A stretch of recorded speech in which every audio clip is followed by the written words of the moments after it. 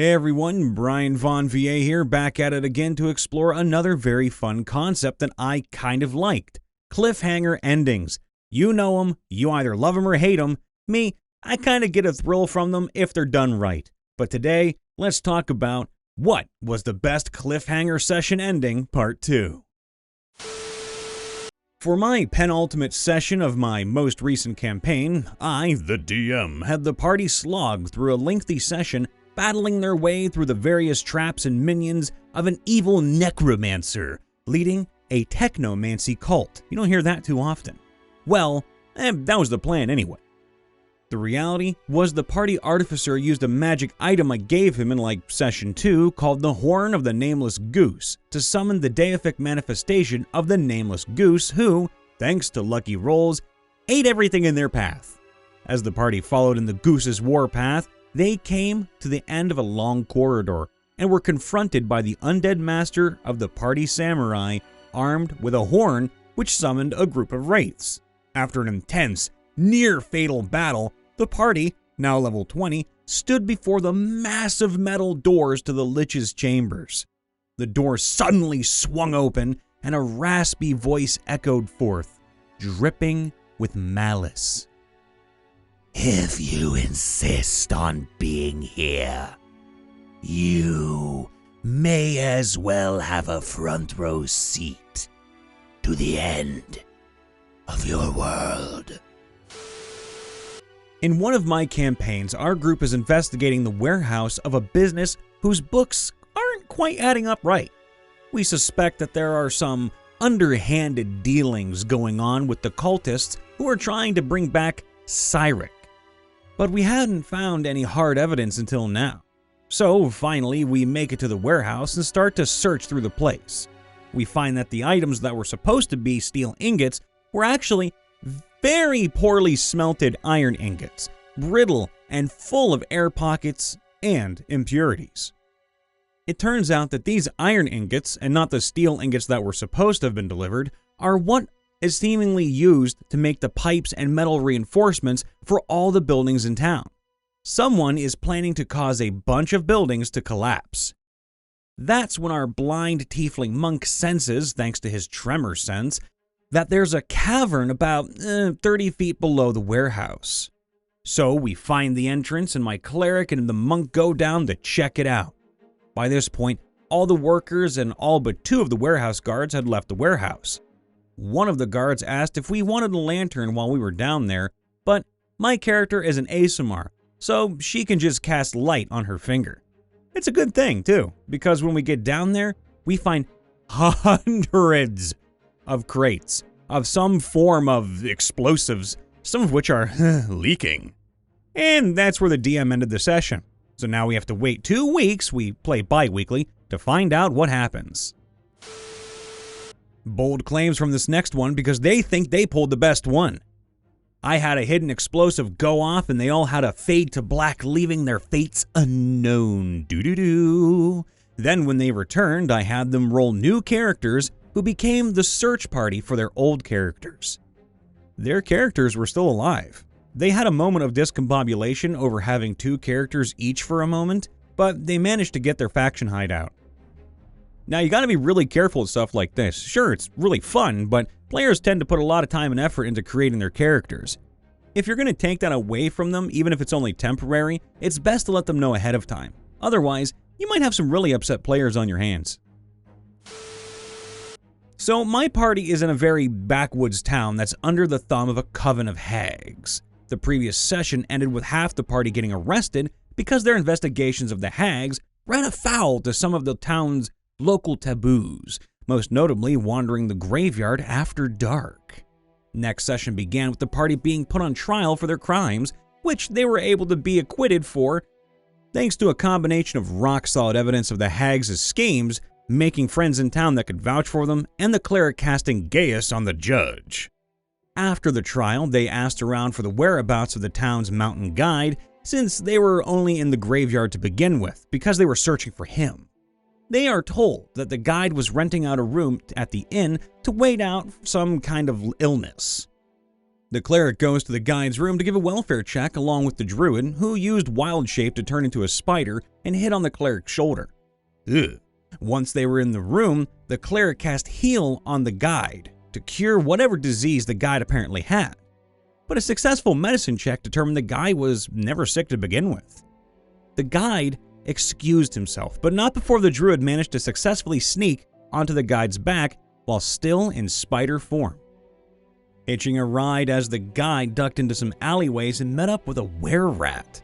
The druid watched as the guide reverted his true form, an Oni in service to the hags.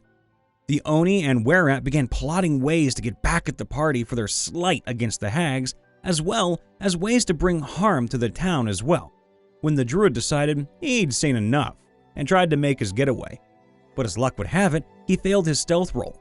After noticing the spider and promptly stomping on it, the druid reverted back to his base form, now lying on his back with the Oni's foot firmly planted against his chest.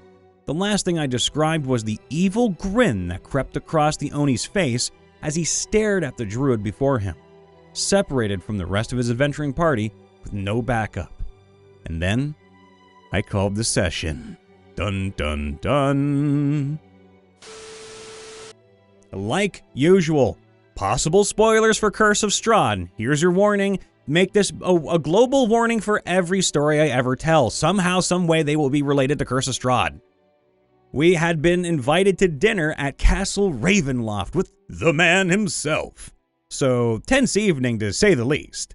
Especially when the Strahd took aside each character to speak to us privately. Out of character, our DM had everyone sans the player Strahd was addressing leave the room. No one said what Strahd had discussed with them until we were on our way back to our base camp. Most of our party had been given an offer that they refused, such as our ranger being able to freely cross the mists of Barovia if they agreed to work under Strahd. And then we got to my character, a lawful evil hexblade paladin. Despite being a PC, the DM let me close out the session with this. There were many things I expected to hear Strahd say to me, but I was caught off guard anyway. The man apparently feels he's been a prisoner in these lands long enough. He wants to leave, but he can't do that until he finds someone else, someone who can rule in his stead. What did Strahd tell me? Strahd told me he's looking for an heir. He wants it to be me. The party's barbarian joined the group since the guy who presented them promised he would use his web of information to track down his clan's traitor, as long as he joins and helps the party. During one session, I had them do a side quest to prepare the big reveal, and at the end of the session, I told them a letter from Rohan, the guy who promised this, for the barbarian. I describe as he reads the letter. His eyes widen and his fists clench in fury until the paper is completely ripped apart, and he screams with fury at the sky. The letter said, "We found him," alongside the location, which was the currently destroyed village of the Barbarian. That was the end of the session, and the Barbarian's player screamed at me to not end it right there. Next session, I have them travel to the mountain where the village was located and do some light combat with wildlife. All of this until they arrive to the location, and there he is, in all his glory, looking at the cliff's view until he senses our presence and turns to see the barbarian right to the eyes. Combat ensues and the party divides, 4 of them fighting the boss's 2 minions, very powerful ones I might say, while the barbarian is on a 1v1 against his rival.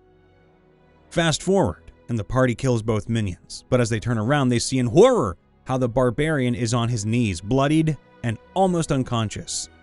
The rival approaching and grabbing him by the throat just to place it right above the mountain's drop. A fall that would be surely fatal for anyone. With a smirk and a spiteful remark, he lets the barbarian go. The artificer using Featherfall last second without the boss noticing it as he was already on his flying mount, ready to leave. The session ends with the party standing there, unsure of their comrade's fate. The setting was a homebrewed version of Spelljammer, based on Mass Effect for 5th edition. Never heard of it. Now I have to go look it up. The campaign was mainly set during a civil war on a planet between two groups starting at level 5. One group was a transhumanist corporation that produced Warforged and believed technology was the way forward. The other group was a Darwinist corporation that produced simic hybrids and believed that a species must evolve to survive. Two very interesting and opposing ideas. I played Renatro, a MDL.SK22 Takagawa, a Warforged gunslinger, fighter, armor, artificer, assassin, rogue. Holy crap! I gave my DM Rentaro's general backstory while he fills in the details. Rentaro Takagawa was the head of a ninja clan before the invention of space travel. He later died in battle. Hundreds of years later, the transhumanists dig up graves of warriors of the past, integrating their corpses into warforged bodies. Using necromancy, the dead warriors would come back to life in their new metal bodies, creating necroforged. This kind of reminds me of a certain Vin Diesel movie. Rentaro Takagawa was the first working prototype before breaking out of the creation forge he was in. The party joined the Darwinists and completed missions for them. At level 10, our party was tasked with storming the transhumanist base. We stormed the base, killed the CEO. After ransacking the base, we noticed that the elevator has a secret menu leading to the underground factory. We went down, killed the staff, and shut down the creation forge. I searched the computer for weapons and armor blueprints, and the DM made me do an investigation check. I succeeded. While searching through the computer, you notice a folder named Rentaro_Takigawa. The DM said, and the session ended there. The players lost their minds as they made the connection. The reveal that I was dead to the other players was foreshadowed twice throughout the campaign. The one free magic item that the DM gave me to keep up with the other party members' simic hybrid abilities was a revolver with an enchanted barrel that deals 1d6 piercing plus 1d8 necrotic damage. Ooh, nice. Another instance was when I took the armorer subclass for the artificer. The DM gave me a modified version of the subclass, changing the thunder gauntlets and the lightning launcher's damage type to necrotic. Hey everybody, Brian Von VA here, back at it again, not leaving you with a cliffhanger of the natural endings that we have. That being said, please leave a like, subscribe, and ring that bell to get notified whenever we post or go live. And do check us out on not only TikTok, but Twitch. Not that we really use those two terribly much all the time anymore, but in the event that we do, we would love to see you guys and gals there. And of course, if you have a story to submit to us, please do so on r/MrRipper. Links are in the description below. Of course, come say hi to me too. I'm Brian Von VA over on Twitch and YouTube. Sometimes on TikTok too. Just go follow all of us. Follow everybody. Everybody loves you, so go do it. That being said, I try to end things on a positive note, and today is no different. I just wanted to say I've been going through a lot of hell as of this recording, and by the time you guys and gals hear it, I may or may not be okay. I don't know. But you know what I'm going to always do? As long as this YouTube channel stays up and as long as I have a voice, I'm still going to be narrating for you guys, and I'm still going to be streaming on my own too. I'm going to be doing my work. I'm going to be doing work for MrRipper. I'm going to do everything I possibly can to bring smiles to everybody out there. And it's not because I just want to, like, you know, do that stupid bro fist thing crap that everyone else does. No, it's because each and every one of you in your own way matters. And I may not be able to get to everybody's comment, and I may not be able to respond to everyone equally. And I'm sorry if I don't. And I'm sorry on the behalf of everybody who doesn't. But I will say this. On a human level, I know all of you do matter. You're all good people. I never sit there and skim through the comments and see assholes or anything like that. I see good people who just want to play D&D or share a story or say hi and be recognized. And believe you me, one day, if I see you all on stream, I'm going to say hi to each and every one of you. And I will try my best to carry on those conversations because I love doing that. And I know MrRipper does too. So from me to you and the Ripper crew, we all love you. Please stay safe, happy, and healthy. And know that you're all wanted. See you later. Bye for now.